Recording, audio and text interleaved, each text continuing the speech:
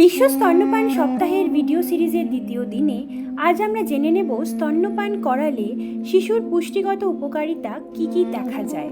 বুকের দুধ শিশুদের জন্য আদর্শ পুষ্টি সরবরাহ করে, এমনকি এটি শিশুর পরিবর্তিত চাহিদা অনুযায়ী তার গঠনও পরিবর্তন করে।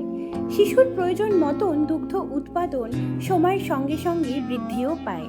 কোলেস্ট্রম অর্থাৎ প্রথম 4-5 দিনের দুধে চিনি কম ও প্রোটিন সমৃদ্ধ থাকে, যা একটি নবজাতকের অন্ত্রের জন্য একদম উপযুক্ত। এছাড়াও নবজাতকের নিজস্ব রোগ প্রতিরোধ ক্ষমতা তৈরি হয় না।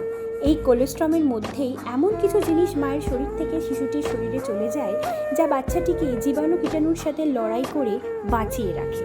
কোলেস্ট্রম প্রথম পায়খানা অর্থাৎ মেকোনিয়াম বার করতে সাহায্য করে, যা নবজাতককে জন্ডিসের হাত থেকে বাঁচায়। ভবিষ্যতেও এটা ডায়রিয়া, ডায়াবেটিস বা নবজাতকের আকস্মিক মৃত্যুকেও আটকায়।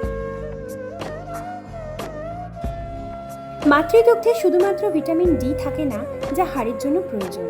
তাই দেখবেন ছোটবেলায় মা ঠাকুমারা বাচ্চাকে তেল মালিশ করিয়ে অনেকক্ষণ রোদে বসিয়ে রাখত।